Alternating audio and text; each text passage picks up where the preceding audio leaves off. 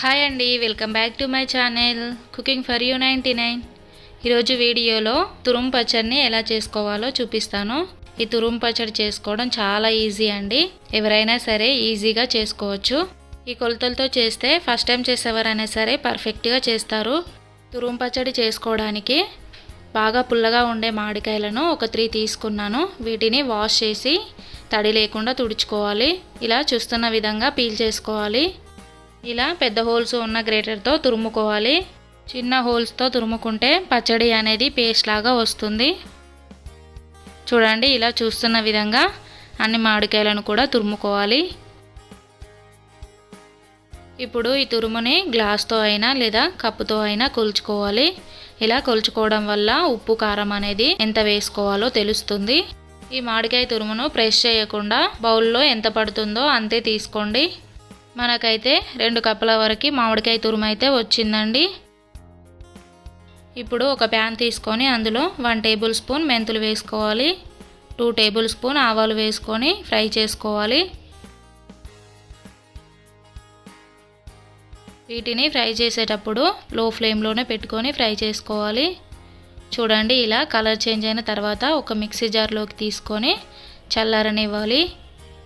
చల్లారిన తర్వాత ఇలా చూస్తున్న విధంగా ఫైన్గా పౌడర్ లాగా గ్రైండ్ చేసుకోవాలి. ఇప్పుడు దీన్ని పక్కన పెట్టేసుకోవాలి. ఇప్పుడు పోపు కోసం అదే ప్యాన్లో 2 కప్పుల మామిడికాయ తురుముకి 1 కప్పు ఆయిల్ అయితే సరిపోతుంది. ఆయిల్ వేసుకున్న తర్వాత ఇందులో 1 టేబుల్ స్పూన్ ఆవాలు వేసుకోవాలి. అలాగే క్రష్ చేసి పెట్టుకున్న ఒక 10-15 వెల్లుల్లి వేసుకోవాలి. అలాగే ఒక 4-5 ఎండుమిర్చి ఇలా కట్ చేసుకొని వేసుకోవాలి.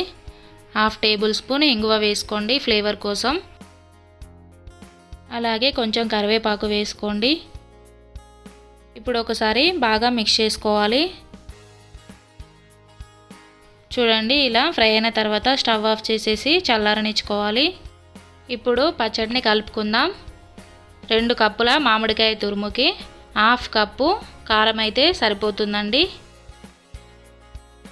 అలాగే 1/2 కప్పు సాల్ట్ వేసుకోవాలి. 1/2 కప్పు సాల్ట్కి కొంచెం తగ్గించి వేసుకోండి. సాల్ట్ తక్కువ అయితే తర్వాత వేసుకోవచ్చు. అలాగే మనం ముందుగా మిక్సీ పట్టుకున్న ఆవపిండి మెంతిపిండి వేసుకోవాలి. ఇందులోనే ఒక 10 వెల్లుల్లి వేసుకోండి. అలాగే ఒక 1/2 టేబుల్ స్పూన్ పసుపు వేసుకోవాలి. ఇప్పుడు ఇందులో మనం ముందుగా ప్రిపేర్ చేసి పెట్టుకున్న పోపుని వేసుకోవాలి. ఈ పోపు పూర్తిగా చల్లారిన తర్వాత వేసుకోవాలండి.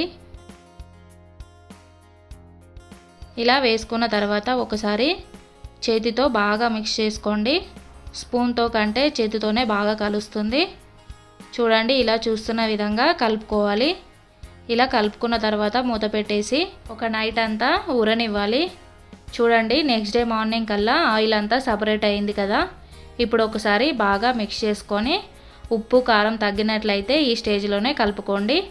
అంతే అండి, టేస్టీగా మామిడికాయ తురుము పచ్చడి రెడీ. ఈ రెసిపీ కనుక మీకు నచ్చినట్లయితే ప్లీజ్ లైక్ చేయండి, షేర్ చేయండి అండ్ సబ్స్క్రైబ్ చేసుకోండి.